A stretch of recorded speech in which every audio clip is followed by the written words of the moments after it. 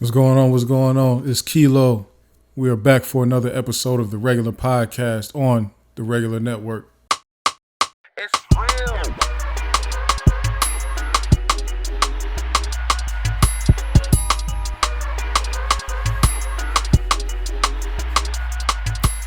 All right, what's going on, people? What's going on, people? Thank y'all for coming back. Thank you for supporting. Thank you for sharing. Thank you for liking. Since you have a habit of it now, please make sure you like this video. Make sure you share this video. Make sure you comment your thoughts below. And make sure you subscribe to the channel. I appreciate it.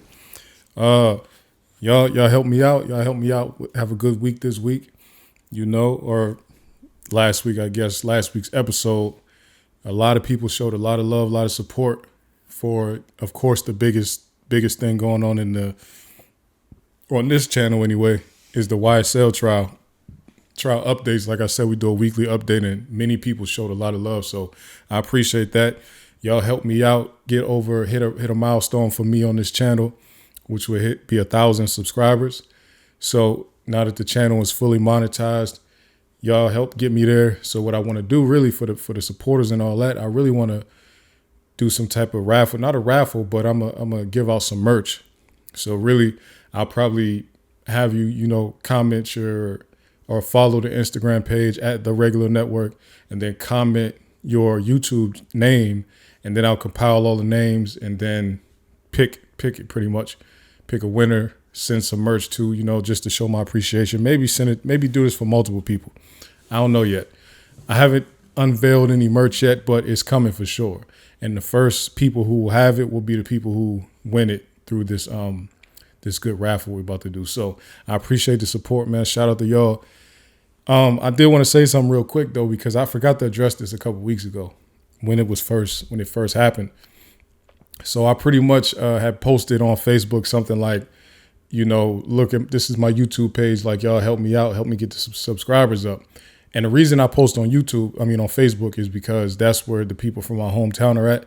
And that's where I get the most engagement. Not the most engagement, but that's where I get interaction from people I know personally. So they're more likely to do a favor for me than if I just posted on Twitter where there's a bunch of people following me that don't really know me personally. They don't really care to help. Right. So one of the homies back home, well, he's from back home, but he don't live there now. He lives in California. He has a nice little YouTube channel himself. And he was like pretty much trying to give me some pointers on how to grow the page or whatever. And we messaging each other or whatever. And I had to let him know, like, this is my second channel to be monetized. I've done this before. I'm just seeing if I could solicit some assistance from my people back home. Right. But he was still trying to give me guidance on what to do. And I'm nice about it. I don't mind any guidance that anybody can give me. One of the things that he said to me though was that my content looks too good. It looks too high quality, pretty much. And he was saying it like too high quality, as if it's a bad thing to look too high quality when your channel is small. And I actually take that as a compliment, really, because my goal is for it to look as high quality as possible for as least amount of money as possible on my end. So that means I'm doing a good job. If people see it and they think it looks professional, they think it looks like I have experience doing this, that's actually a good thing. And his point was, you want your fans and your followers and people who subscribe to be able to feel like they're growing with you and feel like they're on a journey with you. But one thing that we all have to realize is that everybody's YouTube journey and content creation journey is different. So my fans and people who end up supporting me will feel like they're growing with me, because where I'm going is not a place of where I feel like I need to have look better. I feel like I want to start out looking good. My growth is going to come with the type of interviews I'll be able to get, the type of impacts I'll be able to make, the type of headlines my show will be able to make. That's growth for me. So early adopters will feel like, hey, I was there when nobody was paying attention. And now I see that, CNN is covering one of his stories. That's growth for me. So when my supporters see that, they'll say, oh, we grew to that point with him. They're not going to say, oh, his video sounded like he recorded it in a broom closet, and now it sounds good and professional. No, I don't. That's not the type of growth I'm looking for. I've been doing this audio video thing for too long for me to come into it, or for me to come into this video space sounding ridiculous and looking ridiculous. You understand? So if there's growth in this in itself, because if you remember the first videos I was doing them, the 3 minutes with Kilo thing. I was doing it in my bedroom, in a corner of my bedroom, with like a cheap backdrop with my logos on the background. You know what I'm saying? Just in the pandemic. That's my earliest videos. And I've been doing podcasting for even longer than that. So you see the growth already. Like, we talking about how we got high quality paintings behind me. You know, I'm an abstract guy myself. But we got high, it's about a $5,000 painting. You know what I'm saying? So you seen growth. I built this room that I'm in right now. I built this room with my hands. Like, I'm gonna put that video up on the DIY channel. I built this room from the ground up. I'm talking about from the recessed lighting to the crown molding to the paint to the floors, everything. This wall right here, this wall didn't exist. I put it here. The electrical in this room, I put it here. I brought internet into this room. So trust me on this. The people that follow me can see my growth. They know where it started at. They know what the podcast sounded like when they first started listening. They know what my clips sounded like. They know what my thumbnails looked like. And then they see what it's looking like now. So this is just the natural progression of somebody who's naturally getting better at what they're doing. Also, my ultimate goal in this thing is to produce other shows for other people. My show, the regular podcast, is proof of concept. This is to let people know, hey, at minimum, you will get professional quality content. It'll look good. All you have to do is provide the substance into that production. So, of course, I need to make myself look good so I can sell my service, which is executive production. So, and shout out to one of the early shows that I'm executive producing, Birds and the Bees podcast. Birds and Bees podcast. You go follow that page on YouTube. You know, we're getting some traction on that. We do a live stream, and then Bees is putting out a pre-recorded episode every Sunday. So, shout out to my man for giving them pointers, but this is me rebutting that, because he actually gave me those pointers, not to me, but he went live and said it. So shout out to him. Good thing that the journey that he's on, shout out to that. We on two different journeys and our growth looks different. Okay. It's not a good thing, not a bad thing. It's just different. All right. So shout out to that, man. And another thing before I get into this YSL trial thing, last week, or the last week's episode, y'all helped me out by helping me with support and views and likes and all that type of stuff. I want y'all to know that you also help me out when you correct me in the comments, right? If I say something wrong, I'm not the type of person that's going to argue with you and tell you to shut up or block people that call me out. No, I don't do that. That's not my thing. My thing is, if you see or hear me say something wrong or do something wrong, call it out immediately, because I'm going to recognize, like, oh, dang, my bad. I'm going to say, my bad. I misspoke, or I shouldn't have did that, whatever. I want you to correct me immediately. When you come into this community, the regular network, the regular podcast community, this is really a community of growth. All aspects of growth. Okay. So I'm down, and I want to encourage y'all, people that watch me. If I say something wrong, just put it in the comments. Let me know. Because sometimes I'm talking fast. I'm not reading off of a script. So I kind of just have my topics on a whiteboard, and then I go off of them, and I try to still keep eye contact with the camera and stuff like that. But I might be speaking too fast, and I might miss a detail, or I might say it wrong, or forget the detail altogether. I'm cool with y'all just correcting me. Just let me know. I'm fully down with that. And I want that to stay consistent throughout the life of this podcast. I'm always down for that. And, let's correct each other. Y'all correct me. I correct y'all. If you're wrong, if I'm wrong, let's correct each other. That's how we grow together. Let's get right into this trial, man. This week of trial was, as I told y'all last week, this is a big week. This is a pivotal week. I said last week was pivotal, but this week is the first. Now, this is the first week that we see after what I consider the most crucial week in the entire trial, right? So, and my bad for spelling Belknap's name wrong. For whatever reason, when I looked his name up last week, it came up like what I typed, Belt Knapp. That's how it came up. So I just used it like that. His name is actually Belk Knapp. But I'm assuming, like with a lot of European names, there's a silent letter somewhere. So that K is silent. His Detective Belknap, or Investigator Belknap. So the Anyway, so he gets, they start the direct examination of him by the state. And of course, he gets up there and does exactly what we thought he was going to do. He's the expert witness that is pretty much brought back in to show the world and show the jury how Trontavia Stevens was pretty much lying about everything.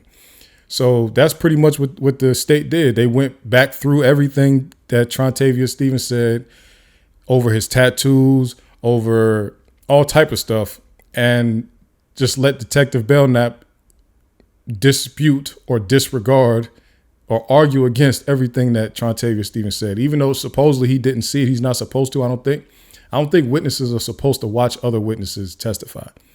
Pretty sure that's against what's supposed to happen. However, the likelihood of Detective Belknap not watching is very low.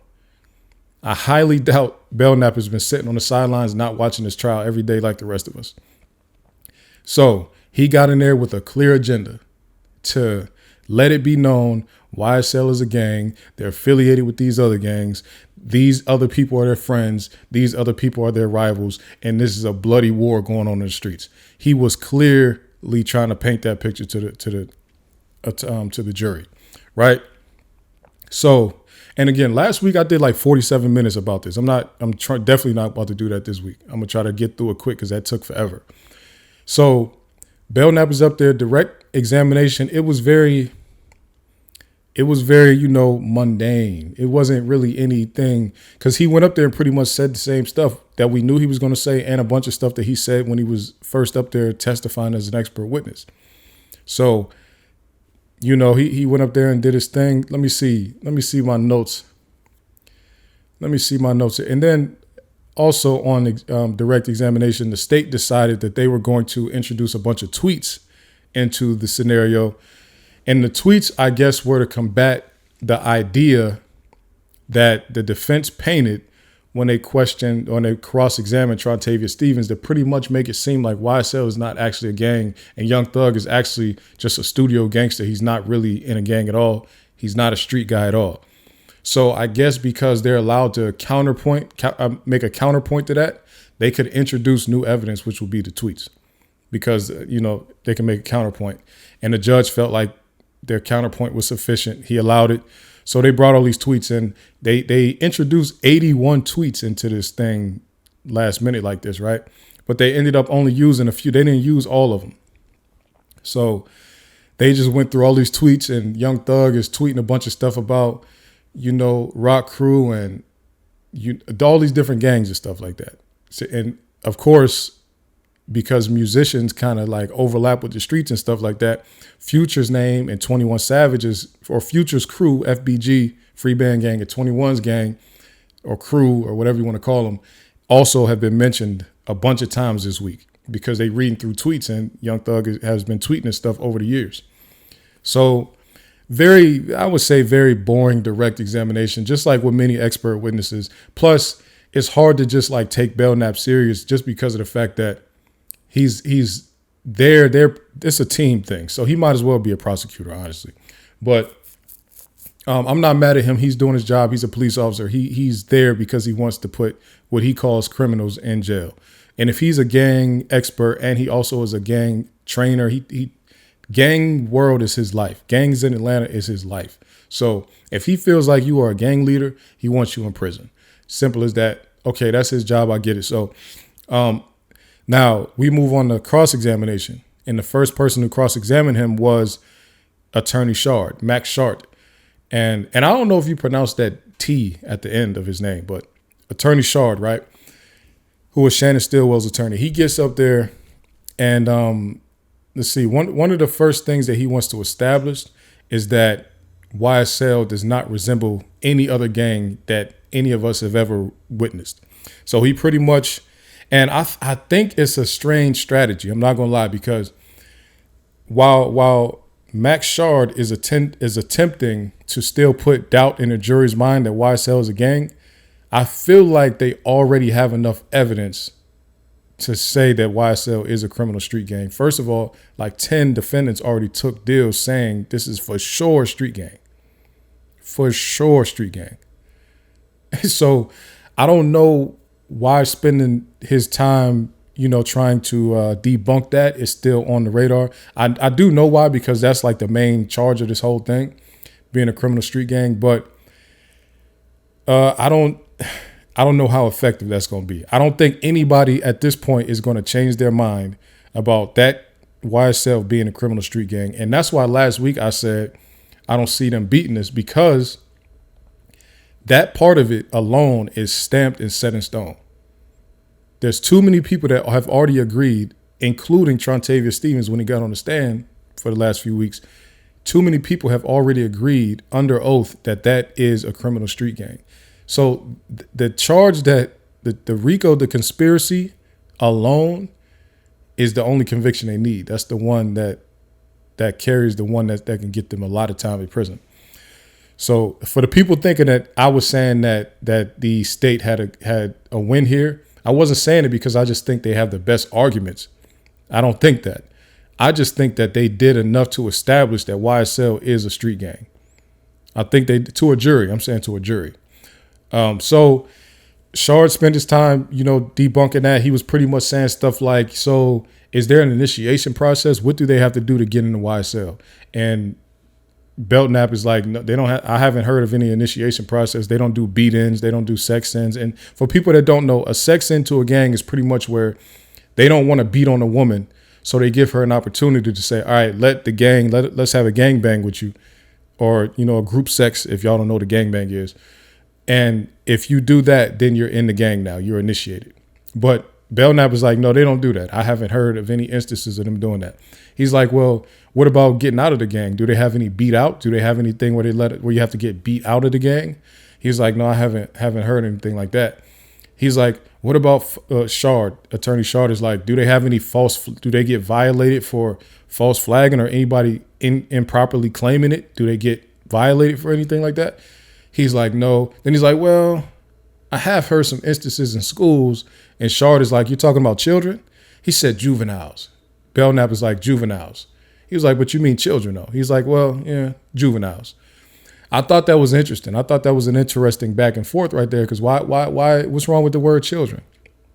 Children fighting over whose crew they're a part of. These older people that none of them are a part of it. They're just kids thinking that they could claim something. So it's highly unlikely that had anything to do with the actual gang. So we established they don't have false flagging violations. They don't have initiations to get in. They don't have initiations to get out. They quote unquote hybrid. So there's people from all types of gangs inside this one gang. So Shard did do a good job, like pretty much giving doubt to say this don't even really make sense as a gang. It doesn't make sense as a gang. The problem is the amount of people who already admitted to it. So I'm not saying that Attorney Shard did a bad job making his case. I'm saying that too many people already said, yes, it is, that are involved.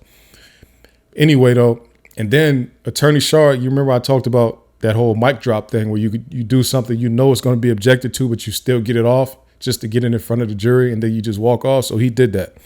Attorney Shard said he put a picture on the screen. He said, do you know who this is right here? He said his name.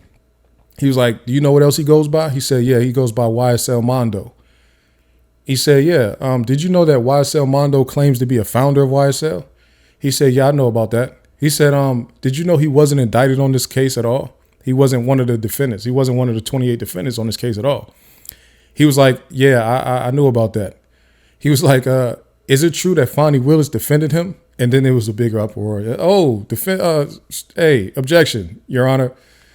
They're like, the judge said sustained, and then Shard just walked off. So this is one of those because I remember hearing about that when the case was first starting, but I didn't know the name of the person who she actually was defending. So I didn't realize that.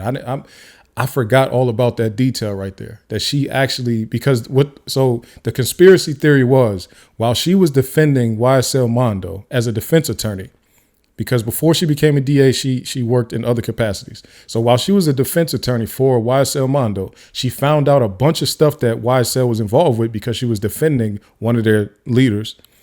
She found out a bunch of stuff. And then when she became DA, she made it her mission to go out. That was like the first thing she did when she maybe 6 months into her being in the position she's in, Fulton County District Attorney. they had a case on them. But the person that she had the most information from, her former client, he's not on the case, even though he's a founder, supposed founder in this thing. Right? So it's like, so the conspiracy theory is that she got all this information and then she used it to indict them. And I also kind of agree with that a little bit too, because I'm in a position where I feel like this makes sense why they don't really have real evidence. They're going off of stuff that they know from insider knowledge that they're not supposed to be knowing or using. Attorney-client privilege. They know information, but they don't have evidence to back up the information. So they can't just come out and just say everything they know. They don't have evidence for it. So I think it was amazing that Attorney Shard did that and walked off like that. Because first of all, it doesn't even have anything to do with Belknap at all. But it's just like, let me get at this expert witness and make him say it. Let me make him talk about YSL Mondo. Let me make him be the one I ask about Fonnie Willis defending this man, because that's striking. That's something that's going to stand out to anybody, especially a jury. That's going to stand out like, hold on, I do remember those theories about, because of course, before they got chosen to be on the jury, they was on social media just like the rest of us, looking at everything, especially if they live in Fulton County, which they do.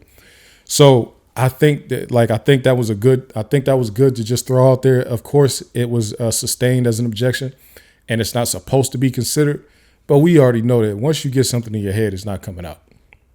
So now what the jury is going to do with that information, I'm not sure. So then Shard, he finishes up his cross-examination. Then Brian Steele comes up there. Now, Brian Steele, from the very beginning of his cross-examination, he's pissed. Like, he is visibly pissed. You can hear it in his voice. You can see it on him. He is not happy with the judge at all. The judge is like letting all his bias show for the state. Because to me, it seems like the judge is just anti-Brian Steele. He's letting the other defense attorneys get a lot of stuff off. It's Brian Steele specifically. To me, it feels like every time Brian Steele objects to something, he overrules it. The judge overrules it. But some of the other attorneys could object and they might get a little bit of leeway. Brian Steele is immediately, as soon as he finished objecting to something, is overruled immediately. So there's something, I don't know what's going on, but something with the Brian Steele specifically and this judge, I don't know. I don't know what that's about. Now, so Brian Steele is getting into his thing and he's trying to, so now Brian Steele's strategy is because they just introduced all these dumbass tweets into this thing and they didn't even use all of them. So now Brian Steele's strategy is, I'm about to go through every single tweet that they brought up and I'm about to put them in context and I'm about to put them in order. Because one thing the state did, part of the exhibits when they introduced these tweets in, they didn't have the tweets in order. They kind of grouped them together as they see fit. They just put them in any order they wanted to make it look like consecutive back-to-back gang references. So whereas the tweet might have actually just been about a song, they put them back to back to back, and it just looks like Young Thug is on the internet threatening people or throwing up gangs and all that, when really he's just promoting a song, right? So Brian Steele is like, yo, I'm about to, but before he even, so he's going through all these tweets, right? And now this is where they got me, because I'm a Young Thug fan, but I'm not all the way tapped in like that. I definitely wasn't all the way tapped into him until the song Lifestyle came out. I kind of didn't even really know who he was. I knew the voice from the song Stoner, but I didn't know who that was. So he asked Detective Belknap, hey, you said that you never heard the word slime to mean slug, love, I, me, everything. You said you never heard that, right?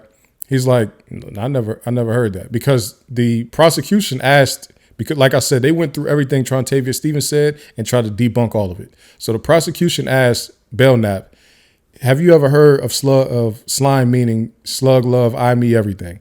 And he laughed and chuckled and said, no, of course not. Never heard that in my life.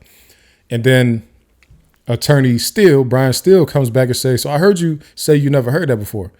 And like I said, in this case, they've been holding true to it. And this is probably all cases, I don't know. But in this case, you can't introduce some new evidence unless unless the state or the person that you're cross-examining or examining, cross-examining, or whatever, misleads the jury or says something that's misleading or out of context or whatever. That's the only time you can. So in this instance, the judge allowed Brian Steele to actually play a song called Slime. Now, remember I talked about the song Dropping Jewels. The reason that he wasn't allowed to play it is because Trontavia Stevens and the prosecution that was examining him, they didn't misrepresent it. They just read it word for word and said, what does this mean? What does that mean? They didn't say anything wasn't anything or anything like that, right? Anyway, there was no misrepresentation, so he couldn't up the ante by playing the song. But in this instance, Belknap tried to make it seem like Slime didn't mean what Trontavia Stevens said. So now the judge allows Brian Stevens to play this song called Slime from 2013 with, what is his name? Ola something. I can't think of his name. He's in a different gang. Anyway, Ola, my bad. Let me look his name up because I have it. I just had to pull it up. Excuse me. Oh man, what's the boy's name? My bad, y'all. My bad. His name is, Ola Player. My bad. Ola Player. Who, by the way, we just found out also goes by the name King Slime. So that's important. So he plays this song, and the song he says slime. They scream out slime in the song, and he like, that means slug, love, I, me, everything. Literally just like that in the song, literally in the song, he yells it out like that. So I'm like, so y'all been investigating these people and y'all did all this and you didn't even know that these people put it on record what slime meant? Like, even if slime don't really mean that, the fact that they had the foresight 11 years ago to make sure that they put this on record somewhere, like, that's why I be saying, like, these dudes are not stupid. Even though they might have made some bad decisions, they're not stupid. So you have to understand, like, they covered their tracks so good that this case looks ridiculous, right? So anyway, so he plays the song in the courtroom, and Belknap just, like, pretty much he couldn't say anything. He just laughed like, wow, I didn't know that said that. I never heard that song before. And I didn't know that that's what that meant. Because you got to think about it. For all of us that wasn't Young Thug fans back then, we didn't know who he was or none of that. When Trontavia Stevens said that on the stand, it went viral because it sounded so ridiculous that everybody's like, why would he just made that up? Whole time, this man he was dead serious. That's really what they said it meant. So I had somebody ask me, can I talk about what I think the jury has on their mind? And shout out to that young lady on Twitter.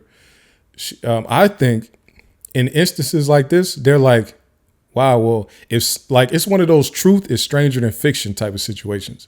It's like, well, even though Trontavia Stevens does sound like he's lying, some of this stuff could be so crazy and true at the same time. Some of the stuff he's saying, this really could be true. It just might just sound crazy. It might just be true. That's what I think they're thinking in the instance, especially when they find out that slug, love, I, me, everything is what slime means because they heard it on the song that's 11 years old. I think that just made him say, dang, was he lying, or are they trying to paint him as a liar? Like, so Brian Steele played that. I thought that was amazing. Like, I tweeted it immediately, like, wow, I can't believe it. And so then he's still going through all these tweets. Now, one thing I do think about the tweets, and yeah, Brian Steele is going through all these Young Thug tweets and saying, like, look, did you know he was just promoting a song here? And did you know he was promoting a song here? And then he gets to the Super Slimy album cover pretty much. And he's like, do you know who Future is? He's like, yeah, he's an entertainer. He's like, this is a song. They're promoting a mixtape. So all this stuff, this slime stuff and this Super Slimy and all this type of stuff, this is in reference to this music that he's promoting. And then Belknap kind of just goes on his own little tangent to be like, yeah, but can I give some more context to that? And for whatever reason, Brian still lets him. So then Belknap is like, yeah, well, you see, that is the skull of a dead bird. And that's a snake crawling through the skull. And that dead bird, their rival gang that they're going against, they use like a hawk as their logo. And that snake crawling through there is that. It's like them killing that hawk. I don't know why Brian still let him say that because even though I guess he felt like he could try to rebut that with other line of questioning, but he didn't actually argue back and forth with him. He just let him say it. Had somebody tried to say that while the state was examining him, the state would have stopped him because the state did stop Trontavious Stevens a few times when he was trying to explain stuff, and they kept saying, "Objection, Your Honor, unresponsive." That's what they were saying, because if you're going off on your own script and not answering a question, you just feel like saying something, I guess they consider that non-responsive. But Brian Steele let him go. It looks to me like Brian Steele's strategy is to show that the state is biased and they're reaching for a case, and they don't really have a case and they're just reaching for anything. That's what it looks like Brian Steele is trying to establish. I honestly think it's very tone deaf what Brian Steele is doing right now, because yes, we can play the reasonable doubt game. But the problem is you are defending a black man in America that comes from poverty, right? That whole reasonable doubt thing does not work. If you go as a black man into the criminal court system in the United States of America, you have to prove yourself innocent. Yes, we have seen people get off and beat cases and stuff like that, but the vast majority do not beat anything. As a black person in America, and you have to prove that you're innocent. A white attorney arguing for this for this defendant as if he's going to get a fair shot, I think is tone deaf. I think you got to read the room a little bit. Letting Belknap just get up there and go on his own tangents and keep on explaining stuff, talking about, yeah, on the streets, they've been going to war and doing all this back and forth. Why are you letting him say that? You can object to what he's saying, just like the prosecution was objecting to stuff Trontavious Stevens was saying. Like, don't be that tone. Don't be that cocky that the state's case is that weak that you're just going to let this man get up there and just say anything. I think you should fight just like you would fight for anything else. Don't let them say anything out of bounds, because that's going to stick with the jury, especially since you didn't even argue back. You just let him say it and then said, Brian Steele pretty much just said, "You finished?" That's pretty much all he said. "Are you done?" And then he went on to the next question. Like, painting the state's expert witness as biased is cool, but that's not going to get your client off, though. Like, that's not going to do that at all. I don't understand that strategy. Maybe like I said, we correct each other. Maybe one of y'all let me know in the comments why he thinks that that's the way to go with that whole thing. You know what I'm saying? To me, at least, they do look bad, but looking bad kind of helps you when you come to an appeal, but it don't really help you when it comes to a jury deciding whether you are guilty or innocent. So I need Brian Steele to figure that one out. I don't know. Brian Steele did come out. He came out strong when he initially started cross-examining. I just think that it started getting weird when he started going through all the tweets. I'm like, I honestly feel like they should have treated those tweets the way they treated Belknap when he first went up there as an expert witness, and they didn't cross-examine him. I think they should have ignored. I think they should have went right past the tweets, because the problem is, again, this is a psychology thing. We know when somebody is trying to BS with us, right?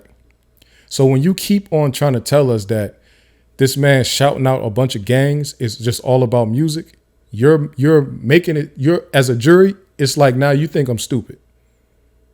I'm going to hold that against you because you think I'm stupid now. Now, I'm not saying what Young Thug was or was not doing. I'm saying that if an attorney comes up and keeps on trying to paint the picture that all of these gangs that he keeps shouting out, he has nothing to do with, and they're just music people that they just showed him support. In a perfect world, yes, we would believe something like that. In the world that we live in, though, stop playing. Like, come on. So the fact that you went through all these tweets and tried to say, hey, this is about music and this is about music, and like, I think that the jury is going to feel like you're trying to insult their intelligence, and they're not going to forget that. I don't think they're going to forget that. The way Belknap was answering Brian Steele's questions with the whole, Brian Steele is like, is this tweet about music? He's like, yes. And then he promotes his gang at the end. So every time Young Thug hashtag hashtagged Blat or Slat or YSL or Rock or RO5 and 5 in space of a C or MD5 or all this type of stuff. Belknap is like, yes, that's about music, and then it's about that gang part right there at the end. That's the gang stuff.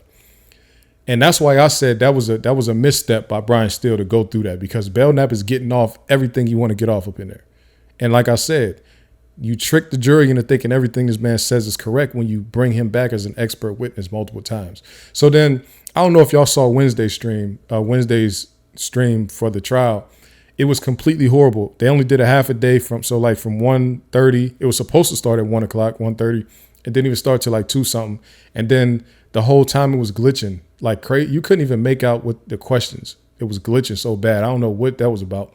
I've heard conspiracy theories. They said that the state made it glitch like that. I don't know, but it was terrible. You really couldn't even tell what was going on. I do know Brian Steele was still going through all them tweets though. And then Thursday, it wasn't glitching anymore, but they pretty much sat up in there, argued. They just argued for a while, and then they eventually brought in Belknap, asked him a few more questions. It wasn't much going on Thursday either. And then they took a recess Friday, and then they're also on recess on Monday. So this week was not super eventful, but there was some good stuff. I do want to hear more about this YSL Mondo thing. I don't know how they flip it or spin it, but I'm interested for more of that to come out. I'm interested where the defense is going to take that argument. That's a good one, Shard. I like that. That's a good one, man. Y'all let me know what y'all let me know what y'all think, man, in the comments. I just threw my water all over the place, man. Hopefully I didn't get it on my mixer down here. That's an expensive mixer. Let me know what y'all think in the comments below. Who do y'all think is winning right now? It's going back and forth. This is a heavyweight match.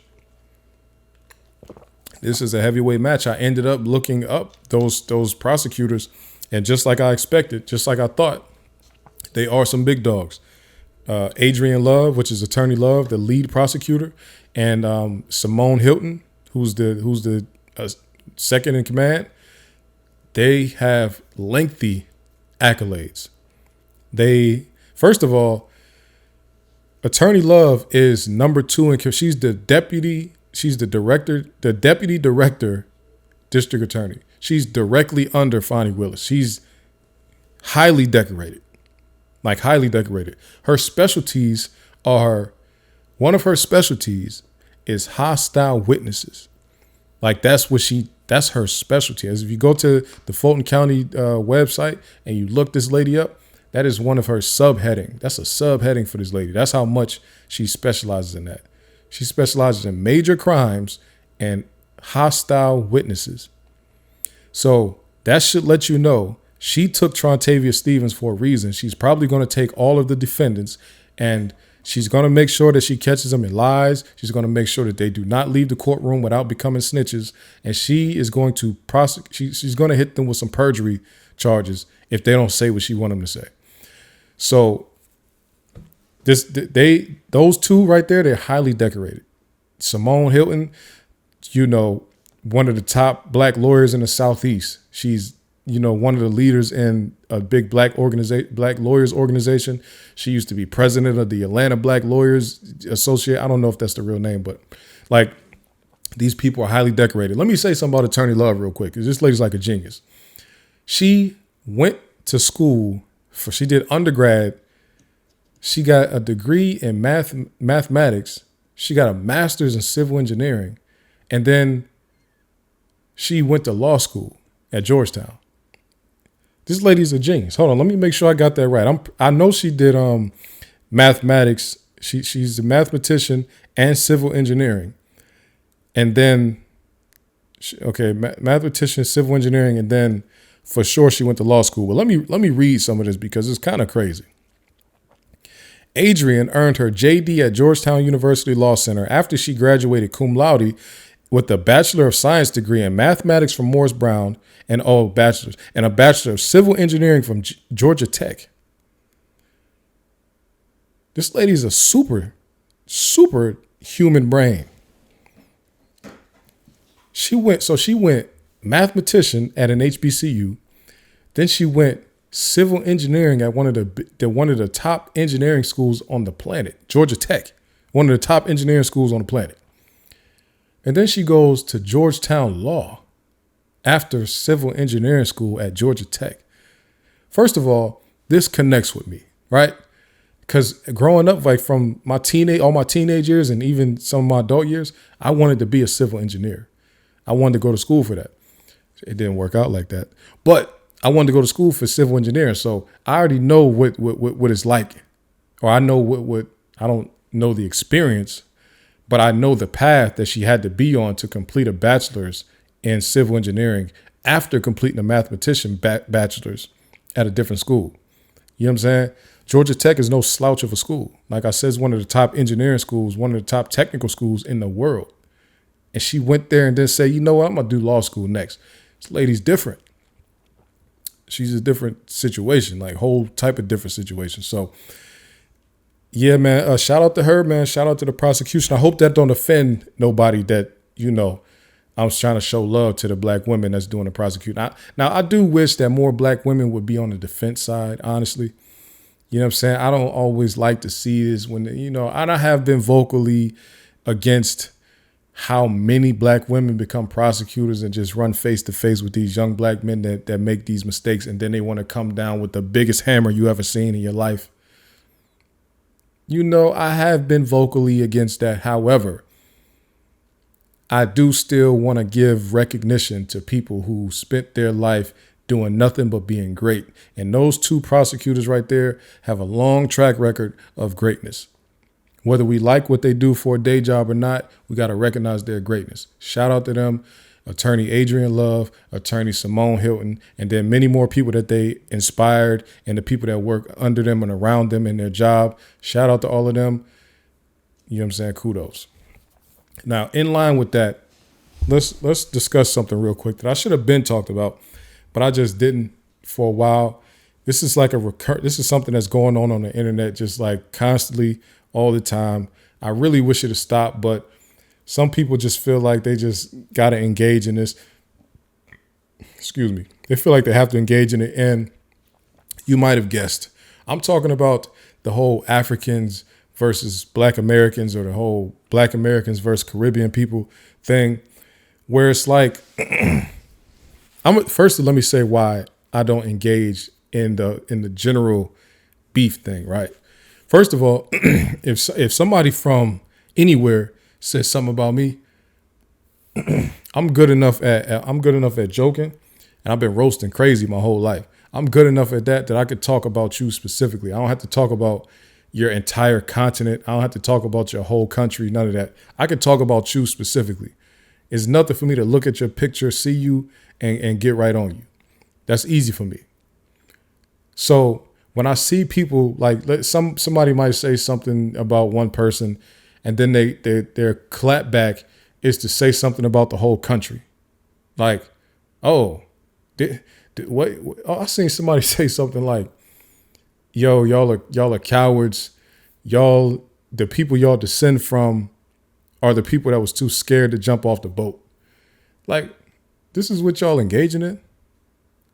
And I see that was like an African saying something about Black Americans. And then I see some people say back to African stuff, like they'll post pictures of them, like their extreme poverty conditions, to say like, y'all was too poor to fix this, stuff like that. Like, I'm just like, if you are a normally functioning human being, an adult and all that type of stuff, and somebody say something you don't like, you have to have the intelligence to say, either that person is a very unserious person and I can just ignore them or disregard what they're talking about, or I can say something back directly to them. But I should have adult filters in my head to make me say, I'm not about to attack this person that's living in a hut somewhere that didn't say anything about me. I'm intelligent enough to not say something about that person trying to get at somebody else that probably don't even live in that country no more. You see what I'm saying? A lot of these Africans that people spend time arguing with don't live in Africa no more. They live in America or they live in Europe somewhere. So we don't gotta attack the ones that's over there struggling. They're not the ones saying nothing about us. It's these weirdos that, you know what I mean, they start migrating and stuff like that. The weirdos saying stuff about us. And like I said, I could talk specifically about you. I don't have to say nothing about your whole country. Right? But either way, I think that is dumb anyway. I know a lot of us Black Americans feel like we just fighting back because for too long people have been saying stuff about us. And we have been supportive of them and supportive of their causes and the whole, our people over here boycotted everything until they fixed that stuff over there in South Africa. Our people was like made that bring our girls back thing. That got big here. And we looked at it like those was our girls, like bring those Black little girls home, like let them be with their family. That's how Black Americans have been like that. The Black Americans supported when Ghana first got their independence and supported all the countries getting their independence. The people that talk about Gaddafi getting killed by Obama's covert ops, Black Americans talk about that more than anybody. And when I say talk about, I mean like bring awareness to it. So for a long time, we've been supporting them. And then they just continuously, not they, but, some people in their group continuously come to America and just try to shit on us.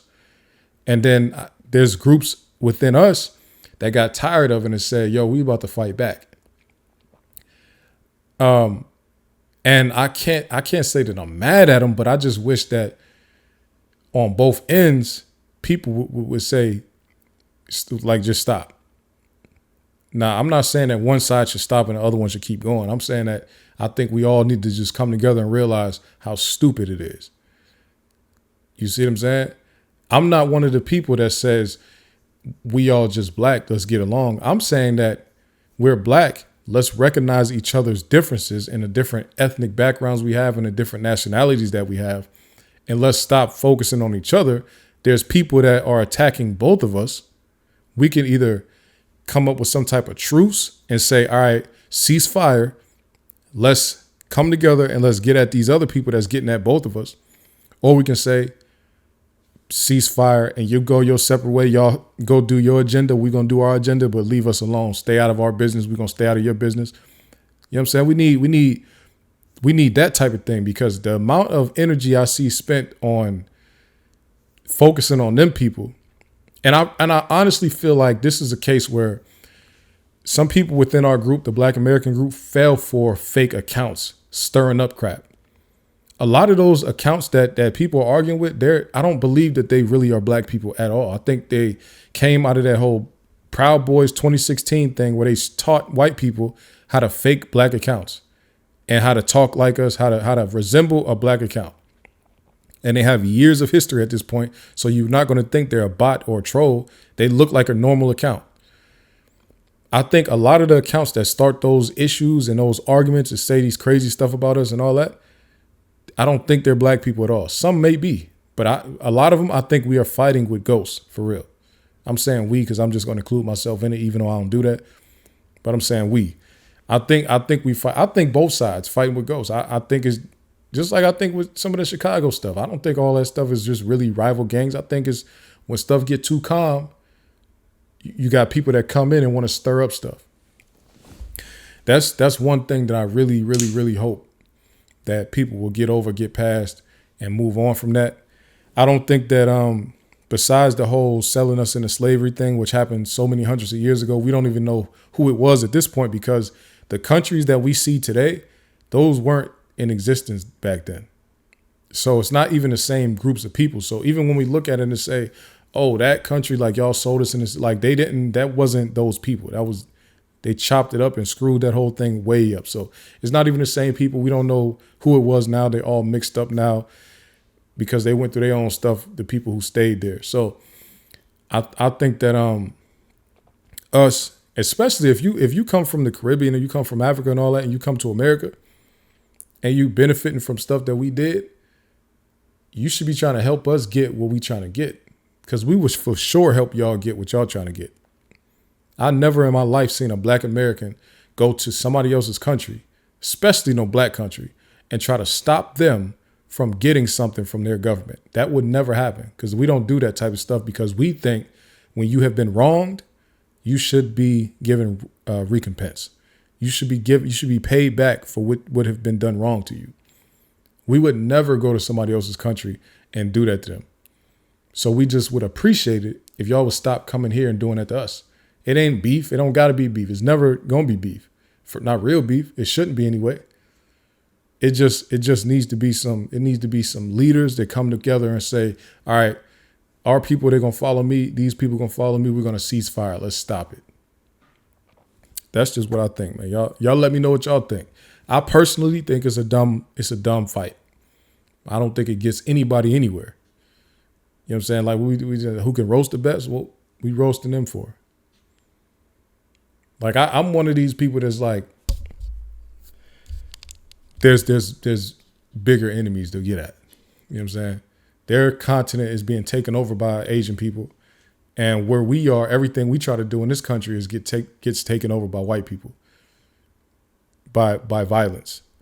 So we have stuff we have there's a better enemy to fight. I'm not gonna lie. There are better enemies to fight. That's all I really got on that. But it does lead me into this other topic that I have. And I also want to know what y'all think about this. You hear a lot of people say stuff like, talk about what they feel like we could do as a community or as a race or whatever to improve. And there's so many different opinions on what we should or could do that we end up never doing anything. It's paralysis by analysis. Everybody just has an opinion on it. Right? But I think that before we come to the terms of, let's say, like, let's come up with a strategy, we first need to decide, do we want happiness? And yes, these are opposites of each other. Do we want happiness or do we want racial progress? These two things don't happen together. Happiness is an individual conquest. Happiness is something that you experience on your own, by any means that help you out. Racial progress is putting yourself to the side and moving together as a community and growing together. We can't feed each other happiness. So we can't pay bills with happiness. We can't buy land with happiness. So for us to do this other thing, a lot of us or all of us are going to have to put our dreams and our goals on hold, our personal goals on hold, to say, where am I needed in this fight for progress? Now, I believe we're at the point where we should say whether or not, or we should come together, you know what I'm saying? Not on the internet, not in a podcast. I'm saying we get together, some good minds get together behind the scenes and have this conversation. What are we going to do?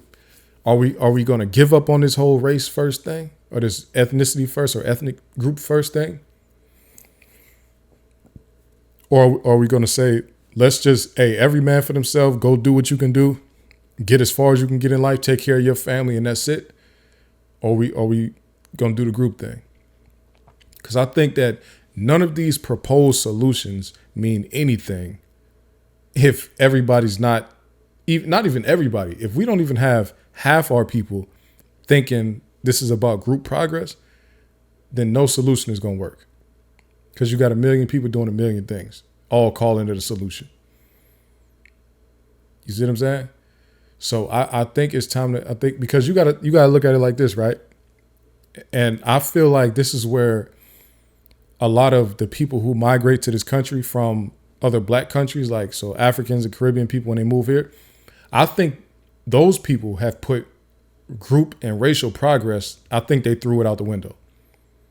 I think that they are completely about individualism, and they're just about, let me make sure my family is happy, my family is good, my family is wealthy, and that's it. I don't care to help nobody else. I'm gonna tell my kids don't help nobody else. That's all we came here to do, is to be prosperous as a bloodline. It feels like they did that already.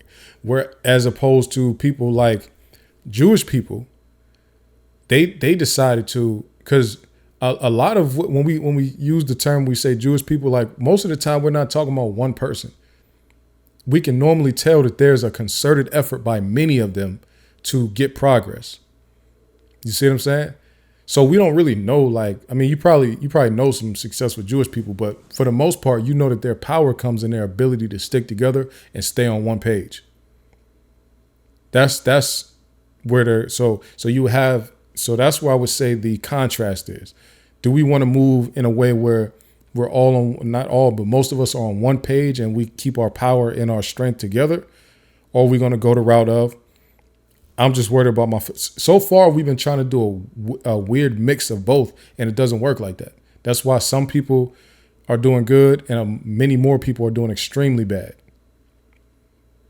Because a lot of people have taken the community help route and the community outreach route and the charity route, and you really can't charity your way out of it if you don't have your risk takers and your business minds and your intellectuals on the same page as that.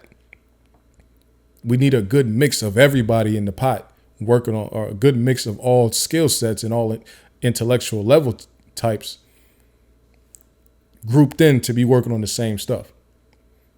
You get what I'm saying? I think that's something I want people to just ponder on. Just think about it. Where do we want to go with it? You know, are we at that role? Let's just, hey man, every man for themselves. Go with your family. The fight, the big fight is too big of a fight. I just don't want to take it on as a group. I just want to get my money, do my thing. That's all I want to do. And that would be an honest take. And if that's what you want to do, I think everybody should just make that stance and make it be known. Don't fake like you're about this community. Because that's where we run into issues, when you get to faking and then people want to expose you and then they want to cause harm to you and all that type of stuff. Let's get rid of that. You understand? I had one more. I did have one more topic, but I think I'm gonna hold it. Actually, I think I'm gonna hold it for another time. I feel like it's getting late. I didn't even tell y'all. I meant to tell y'all when I opened up the show. So look, I had a brand new car, right? And I decided, you know what, I'm about to invest in a business for myself, a little side business. It's a side business for now, but I plan on making it a big business. But for now, it's a side business, and I needed a pickup truck to operate this business. So I got rid of my new car and got this pickup truck, helped save money and all that, got the pickup truck.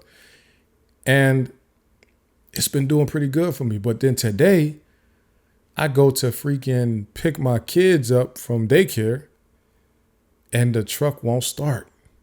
Like, I felt like I was, I'm like, man, I'm like, yo, I'm doing too good in life to be driving a car that ain't starting. Like, what is going on? So the first thing that came to my head was, man, I'm about to go get a new car, man. That was the first thing that came to my head. Then I was like, no, don't do that. You like, I need to stay focused on the goals and the dreams and all that. So I'm like, before I go get a new car, because I still might have to get a new car, but before I just go jump out there and just say, go get a new car, I'm like, let me try to fix it first. Right? So I looked up what the symptoms could have been and all that, and I narrowed it down into what I think it is. So I went to AutoZone, got a starter for the vehicle, and actually I'm recording this podcast on Friday night, so I'm gonna get up Sunday morning and try to change the starter on my truck. I have no real mechanical vehicle. I don't have any car mechanical skills at all. I'm just one of these people that takes DIY too far. I'll do stuff that I absolutely shouldn't be doing.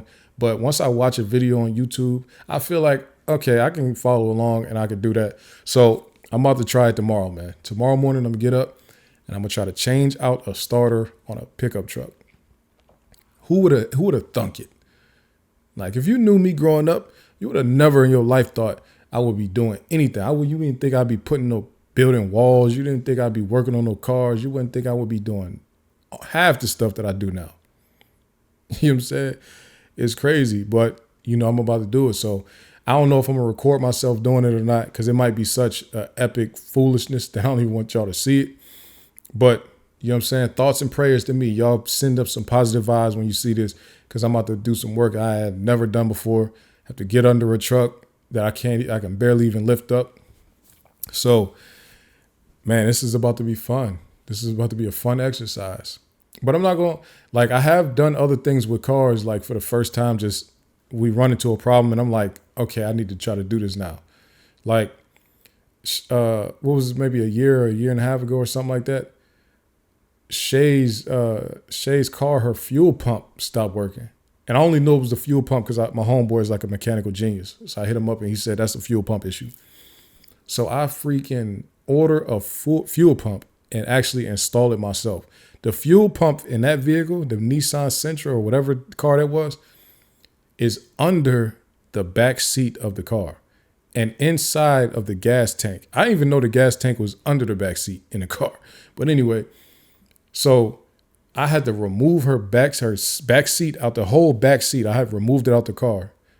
And then just doing all, like, go under the floor in the back seat and then get the fuel pump out, replaced. I'm like, what is my life become? Am I like, I'm really Tim the Tool Man type of, but beyond that, because like I said, I'm doing cars, I'm doing house, I do landscaping, like I'm doing too much. I'm not gonna lie, doing way too much. But I'm enjoying learning new skills though. I'm enjoying learning new skills for sure. But it's just wild to me. Like this would have never been. Matter of fact, I want y'all to tell me what's some stuff that y'all do nowadays in life that you never thought you would be doing. Like what's some stuff y'all do? And I just created a Discord channel because I think I want to start incorporating other people to be able to come in, like people who want to give input on the topics that I'm talking about. We'll probably start going live on this channel. Not probably, we're definitely going to start going live. And I want y'all to be able to interact with me. So we're going to make sure that we have Discord going so we can bring y'all in on Discord and we'll be live and we could talk to the people. Y'all could talk back to me, you know, get some of your stuff off. Let me know what you think about the topics. Let me know what you think about this trial. Let me know what you think about politics, sports, music, religion, anything you want to talk about. Comedy, movies, you know, everything. I want to hear what y'all think. So if you don't have Discord now and you want to be part of this show at some point, make sure you download Discord. I will put the link to my Discord in the description of this video because I want y'all to come be part of the community. Like I said, the community over here is about building, uplifting, and correction. If you see me do something wrong, correct me immediately. If I see you do something wrong, I'm going to let you know immediately. That's just how I get down. If you're coming over to the regular network, you want to be part of this community, we are open to correction. Open to correction. That should be the subtitle of my whole business. The regular podcast, open to correction. Right? That's all I got for y'all, man. Make sure you like the video. Make sure you share. Make sure you comment. Make sure you subscribe to the channel. Make sure you hit the notification bell to turn on the alerts. I appreciate y'all for coming back with me, man. Peace.